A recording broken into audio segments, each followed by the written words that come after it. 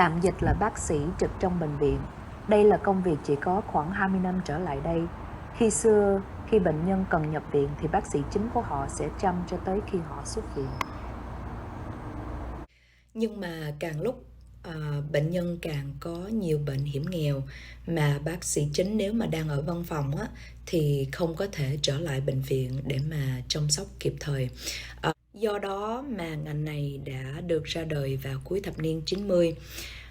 Hiện nay thì khi nào bệnh nhân cần nhập viện để trị bệnh tiểu đường, viêm phổi, tai biến mạch máu não, nhiễm trùng máu, vân vân thì bác sĩ trực ở bệnh viện sẽ lo hết.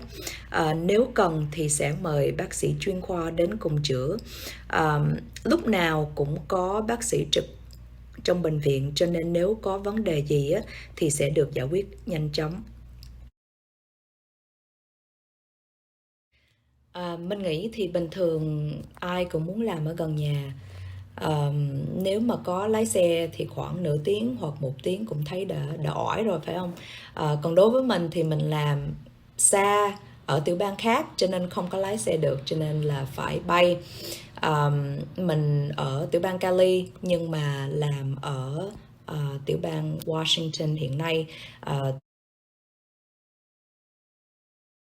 Sau khi tốt nghiệp chương trình nội trú thì mình có dọn đến thành phố Chicago từ tiểu bang Rhode Island để mà ở gần chồng. Thì lúc đó cũng có tìm việc ở lân cận thành phố, nhưng mà cả hai biết là sẽ không có ở Chicago lâu dài cho nên không có muốn ký hợp đồng nào khoảng 3 đến 5 năm.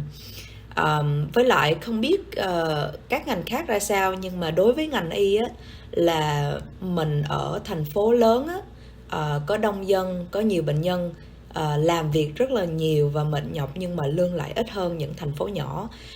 Tại vì những thành phố lớn biết là lúc nào cũng có nhiều người muốn tới sống, cho nên là họ không có sợ thiếu bác sĩ. Thì hai vợ chồng còn nợ gần 300.000 tiền học, cũng như là đang để dành tiền để mà chuẩn bị đám cưới. Thì cần một số tiền lớn. Vì vậy mình đã chọn công việc này. Đa số hospitalist làm theo thời co biểu 7 on 7 off, có nghĩa là làm 7 ngày liên tiếp rồi nghỉ 7 ngày sau đó. Mới đầu nghe có vẻ như là thời co biểu rất tốt phải không quý vị, nhưng mà thật ra cũng không có phải như vậy.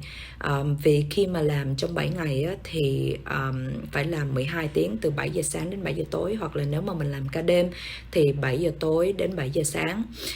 Thì cộng lại 12 tiếng nhân cho 7 ngày là 84 tiếng, mà nhân viên văn phòng bình thường thì làm một tuần khoảng 40 tiếng thôi, cho nên là một tuần của mình là bằng gấp đôi nhân viên bình thường. Cho nên vì vậy á, mới được nghỉ một tuần để mà relax, tại vì công việc này rất là stress. Cho nên là nếu mà ngày nào cũng làm á, thì mình nghĩ sẽ không có bác sĩ nào làm lâu dài được.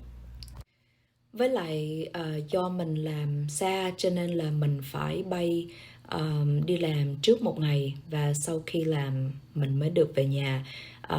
Và đa số những bệnh viện mà mình làm á, là ở những thành phố nhỏ, cách phi trường khoảng 1-2 tiếng lái xe.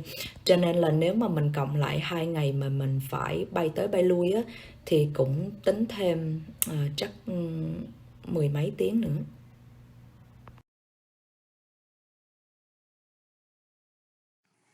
Hiện nay mình có bằng và đang làm ở các tiểu bang như Iowa, Illinois, Indiana, Hawaii và Washington.